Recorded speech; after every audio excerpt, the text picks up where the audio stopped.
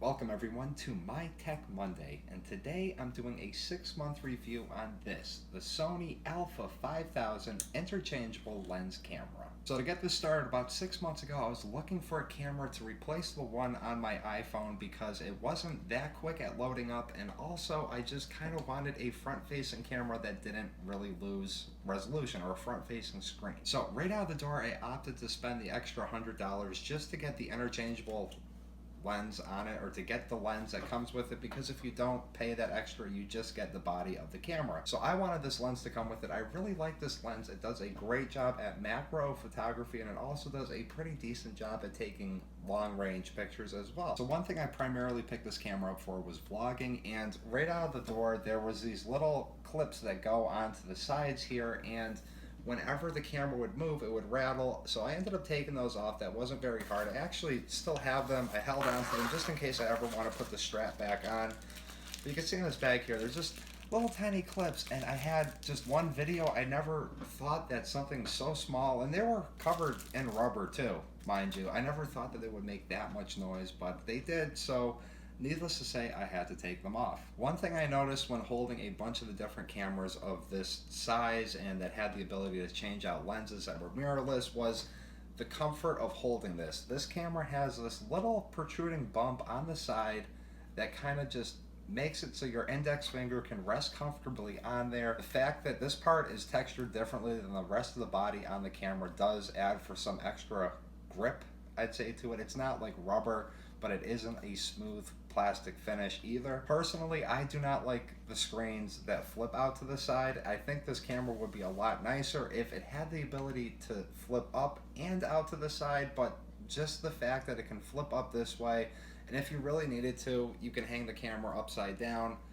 you know, invert the picture. But as far as the screen goes, comfortability, handling, just all around, I really like that. Just all the closeness of the buttons, they're not right on top of each other, but everything is accessible really quickly. It's even got a nice little textured area for you to rest your thumb on the top here. So another thing I really like about this camera is the fact that you can share photos wirelessly. I know a lot of the smaller ones have that ability nowadays too, but it also just saves from taking the SD card out, putting it into your computer. You know, you can just share one picture really quickly. You don't have to sit there, unplug things, or plug the camera back in, or, you know, take the card out, plug it into a reader like this, or it just makes things a little bit easier. Another thing I really like about this camera is the preset options in here for taking pictures or taking videos, and just the amount of customizability that you have in here. I'd say a good 8 out of 10 times I usually don't fiddle with anything in here. I just leave it in one of the preset modes. Sometimes when I have really poor low lighting, or, you know, I want to do something different, I'll play around with the settings. I'll blur out the background, or I'll sharpen the background, or anything of that nature. So I can't review this camera without telling you guys about the 2 different issues that I had regarding this thing. The first issue came in a couple months after I bought it. I'd say about 2.5 months, and I have a video. I'll see if I can pull it up and I'll put it on the screen now, but I had this red pixelated line that appeared on the screen, and it just wouldn't go away even after I reset the camera and I plugged it in, updated firmware, did all that sort of things. It wouldn't do anything. But I ended up calling Sony. I sent it out. I kid you not, I sent this out on a Monday afternoon, and it was back here by Thursday. The other issue that I have with this is the overheating. I don't experience it now because we're in the winter, but typically if I was outside in the summer and I left this thing recording for, say, 25 minutes at a time, and then 25 minutes at a time,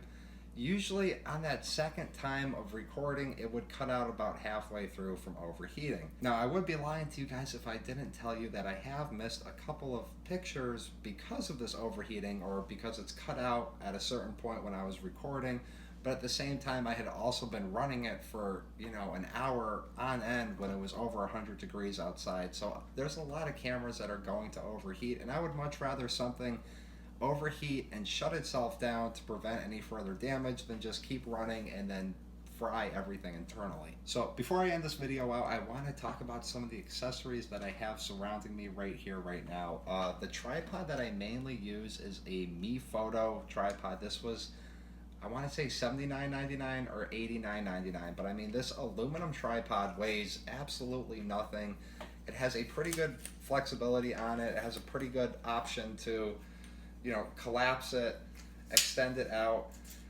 A lot of times I will use this as, a sort of selfie stick to take pictures of me and Amanda if I don't want to set the camera up somewhere, or, we're in some place where I don't want to leave the camera laying down somewhere and walk away and take a picture. It's got, like I said, a pretty good reach on it, especially for somebody with long arms like me.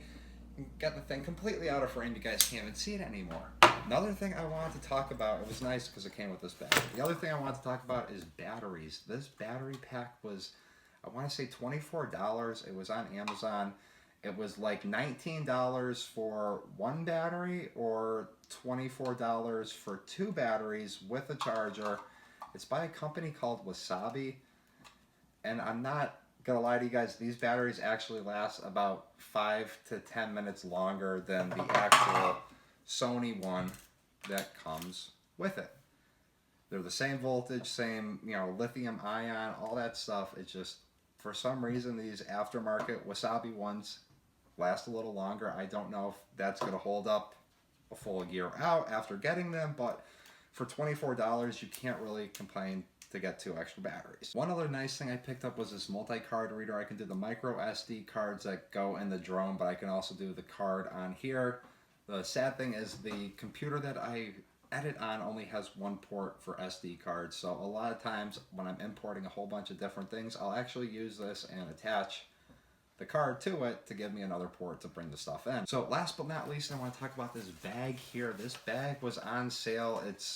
Luckily, it says Sony on it. They had other ones that, had Canon and all the different brands, but I like it. It's a pretty nice bag. It fits pretty neatly in the front area of my truck, like right next to the driver's seat, so it lets me have easy access to the camera, and it's really nicely padded. I mean, I've dropped this thing a couple times, and nothing bad has happened yet in it. And before I end this out, the one thing I do wish that I had found for this camera, or I was able to get, like, picture a gun, picture a handle of a pistol. I want something that would slide in here. So me photo, if you're listening, make something like a handle that this, from the camera, from the tripod, can slide right in. So, you can kind of hold the camera like that. I don't know, that's just me. But thank you guys very much for watching this video. Let me know what you think down below by commenting. If you have a different preferred choice of camera, let me know what that is, because in the near future, maybe I'll be looking to get a new one. Other than that, you guys enjoy the rest of your day. I'll see you on Tuesday for Gaming Tuesday. Peace.